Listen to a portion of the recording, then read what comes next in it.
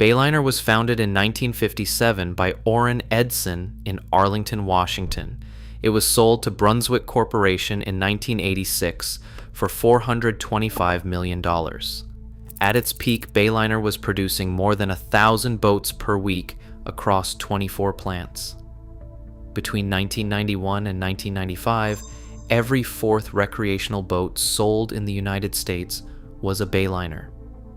That kind of volume means the used market is loaded with options at every price point. But that volume also means the problems are well documented, well known, and completely avoidable if you know which configurations to stay away from. We are breaking down the 3 worst and 4 best Bayliner boats to own. Stay until the end, because the best models on this list represent a genuinely different boat from anything Bayliner built before them. Please subscribe if this video is helpful. The first configuration to avoid is any Bayliner from the mid-1980s through the mid-1990s with its original plywood structural components still in place.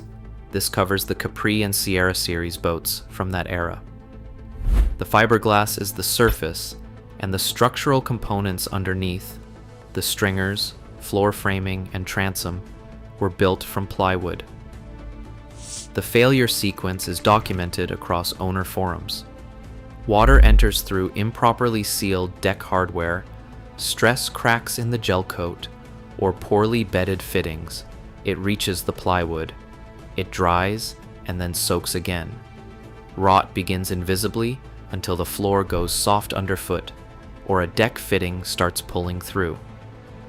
A 1996 Capri owner documented on the Bayliner Owners Club forum that after removing the flooring, he found the seat boxes had been draining directly into the floor panel ends for years, requiring full stringer replacement. The same community confirmed the gel coat was applied directly to plywood with no fiberglass cloth reinforcement. It cracks, and water finds its path in. Floor and stringer replacement runs from roughly $1,000 to $2,000 before labor. Probe every accessible floor seam before anything else. Run a moisture meter across the transom. Treat any soft spot as a reason for professional assessment. The second configuration to approach with caution is any Bayliner from the 1980s through the early 2000s showing hull delamination, stress cracking at the chines, or gel coat blistering below the waterline. This failure mode is specific to that era and was documented at the time. Owner accounts confirm stress cracks developing along the chines, at engine mounts, at windshield supports, and along the rub rails on boats that were relatively new. The root cause was the sequential lift hull geometry combined with lower laminate standards. The hull listed and wallowed in a way that concentrated stress at structural transition points, and the resin-to-glass ratios allowed the laminate to flex more than it should. Osmotic blistering was common enough that Bayliner's Capri owner manual supplements recommended applying an epoxy barrier coat over the factory hull before the boat was ever put in the water. That recommendation, appearing in the original documentation, tells you everything about the factory's confidence in the base hull below the waterline. If the hull has never had a barrier coat applied, price that work into your offer before you write a number. The third configuration to avoid is any Bayliner stern drive model from the late 1980s through the 1990s where engine room drainage was routed internally rather than overboard. On certain models of this era, cockpit drainage and water entering the bilge during rain or a wave over the transom were routed by gravity into the bilge, rather than out through a dedicated through hull. One Michigan Sportsman Forum member documented a neighbor's Bayliner where the bilge pump failed at dock during a rainstorm and water rose to the spark plugs before it was discovered. A cockpit should never drain into the bilge as its primary path, but on specific Bayliner configurations from this era, that is exactly what the factory produced. Before any offer on a stern drive Bayliner from this window, trace every cockpit drain line to where it actually terminates. If it drains into the bilge rather than overboard, price the correction into the offer before you write a number. Now for the 4 models that fully earn the Bayliner name. The first is the VR6 bowrider. Boats.com reviewed the VR6 and called it unequivocally the best bowrider Bayliner has ever built. The reason it earns that statement is construction. The VR6 is all-composite, zero wood anywhere in the structural components, the first Bayliner bowrider to make that complete transition. The stringer grid is foam-filled fiberglass, not plywood tabbed in at the corners.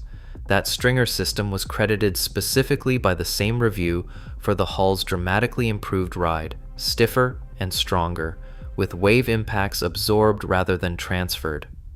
The beam-forward design carries the hull's full beam significantly further forward than conventional bowrider geometry, which Bayliner's published documentation confirms creates more interior volume and higher gunnels in the bow that keep passengers inside the boat.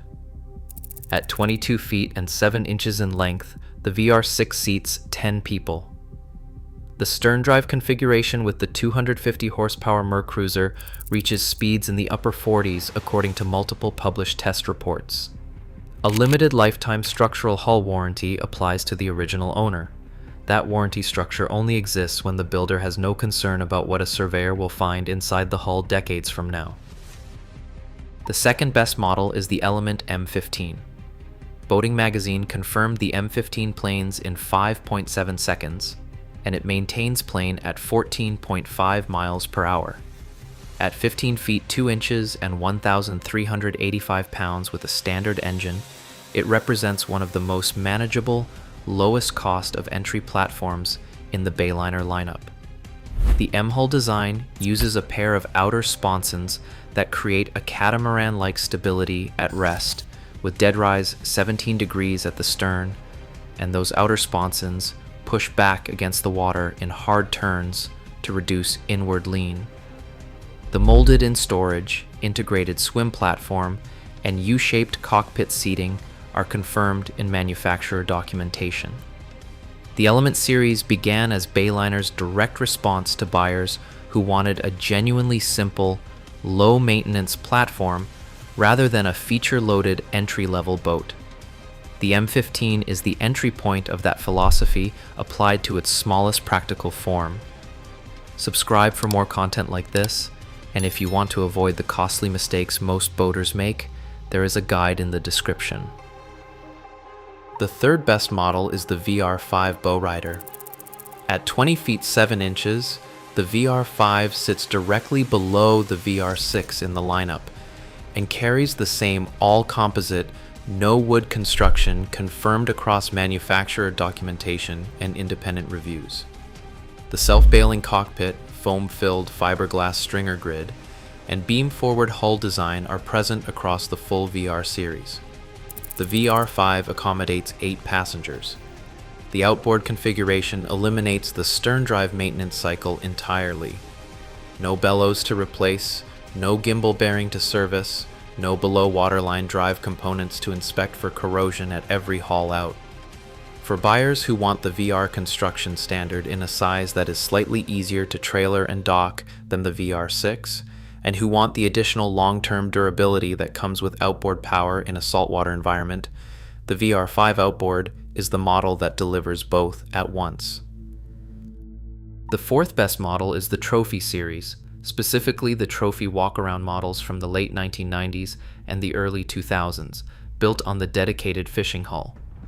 This is the entry that changes the conversation for buyers who have dismissed all Bayliners based on the brand's general reputation. Michigan Sportsman Forum members who physically inspected approximately 40 used boats noted that Trophy hulls were built to a different standard than the Sierra and Capri lines. Bayliner built the Trophy knowing it would be fished hard in conditions the entry-level boats would never see. Hull integrity on well-maintained Trophies from this era has been documented as consistently good across multiple forum threads. The walk-around layout provides access to all sides of the hull for fishing, a cabin with standing headroom, and enough offshore capability that the Trophy was the boat Pacific Northwest salmon anglers reached for, specifically because nothing at that price came close to its construction for open water fishing. The thread connecting all 7 entries is the same. The worst Bayliner configurations are not poorly designed boats. They are boats where material choices and drainage decisions, standard in their era, create predictable, documented failures when water and time work against them. The best Bayliner models are the ones where those materials have been removed, the construction has been rebuilt around composite components, and the specific failure modes that drove the brand's reputation have been directly answered.